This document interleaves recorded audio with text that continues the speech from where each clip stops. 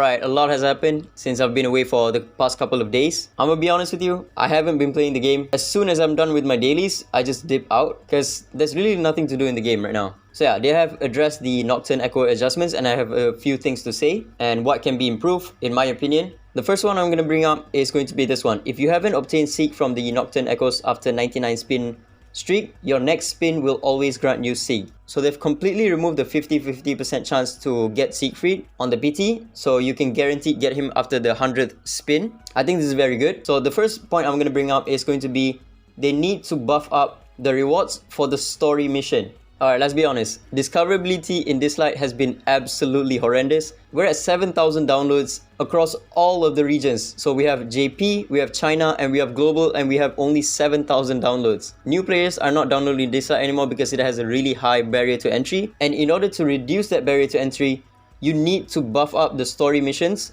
to give a lot of crystals so that it's enough to hit 1 PT on the current Nocturn Echo pool, whatever it may be, right? If you want to release the next Nocturn Echo pool within like the next 3 months, the story missions alone should get you enough to PT the current Nocturn Echo pool. Because as a new player, the only thing I'm looking for in a gacha game is to get the new unit. And if I were to start the game right now, I could clear the story mission and still not have enough crystals to get the current Nocturn Echo pool Esper. Right now as it stands, the story missions only gives about 28,000 crystals across all of the difficulties. They should remove this gold record and put in Nexus crystals instead, and they should also remove this 2 gold records that you get from completing the chapter and put in Nexus crystals equivalent. So put in 400 crystals right here. I mean, Lilith can decide whatever they want to do, but ultimately the crystals that you get from story missions should amount to at least 60,000 when you have 100% completion on it. New players, the only content that they can reliably clear is going to be the story mission.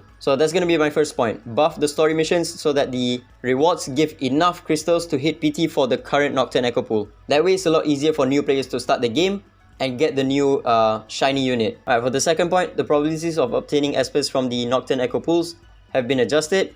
Before, it's a 0.5% chance to get the Umbra Legendary Esper, and then 0.5% chance of obtaining any other legendary. Now, it's a 1% chance of obtaining the Umbra Legendary Esper and 0% chance of obtaining any other legendary Esper.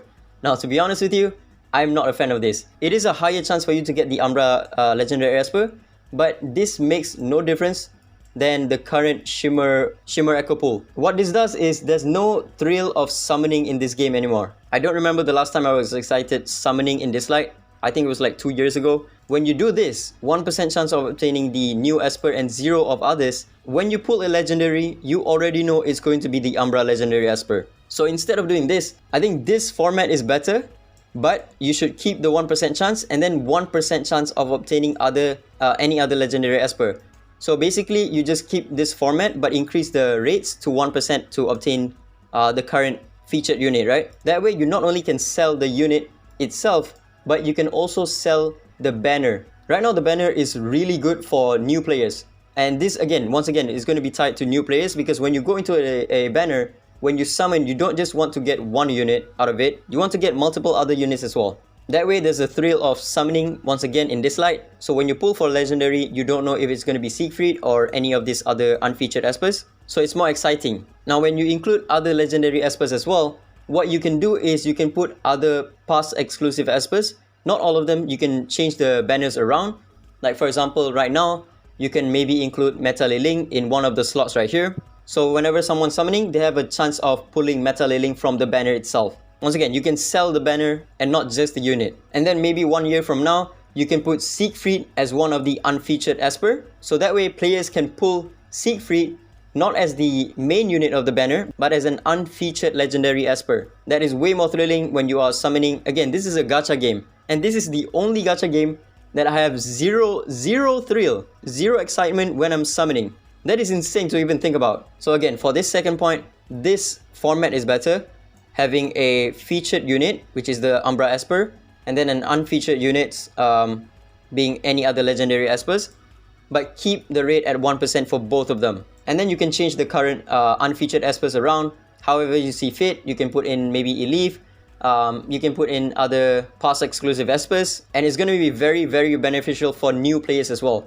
Because as a new player, when you go into a banner and you summon for like a current banner, and you only get one unit out of it, that's not like a full team. You need to pull 3 other units. If you have an unfeatured legendary Espers, you can pull this and then you can bring them in the same team as well. Now my third point is going to be tying back to this 99 spin streak again. Instead of making Siegfried the 100th Esper that you pull, if you're on a dry spell, you should instead put him in one of this milestone right here. So right now the PT is at 100. You should put Siegfried in the 100 milestone instead of pulling him from the banner. Now what I'm talking about when I say put him in the milestone is like this one. This is the game 7 Deadly Sins. Right now they are also in their anniversary phase and the unit is King and Yan. So as you can see right here, the unit is not in the, it's in the summon pool.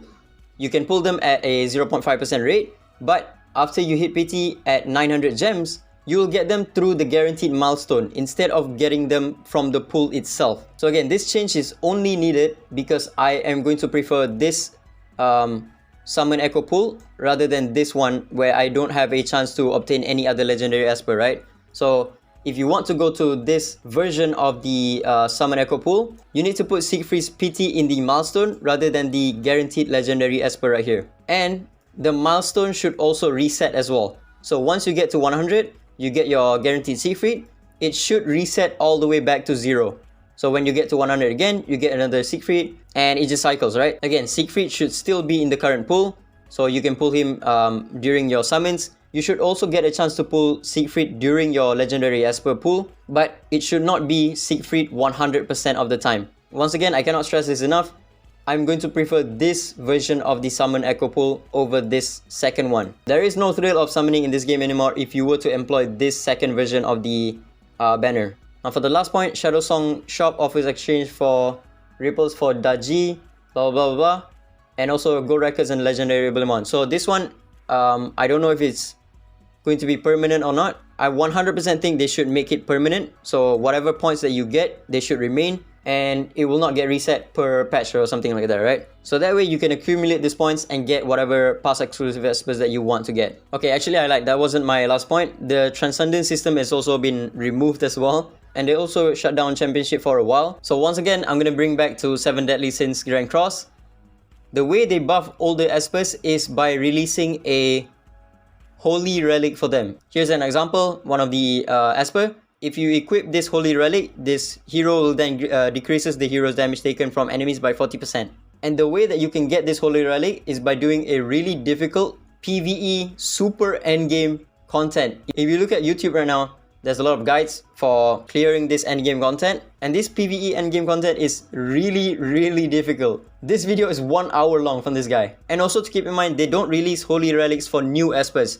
It's mostly just for old Espers that has been completely out of the meta, to give them the slight boost they need to be back in the meta. So in my opinion, what Dislyte should do with this Transcendence system, instead of removing it entirely, you should tie it to a really super endgame PvE content, and you should release this Transcendence feature periodically for older Espers that really need the buff. And please, for the love of God, do not tie it to Championship event. Just completely remove the Championship event at this point because it's a garbage game mode, to be honest with you. Yeah, that's about it. And also, they're giving 60 discs for Sieg, so you only need 40 extra summons to get your guaranteed Siegfried, which is around 24,000 crystals. You should be able to rack up 24,000 crystals pretty easily. But I don't think they're going to be doing this for all of the other Echo Pool summons.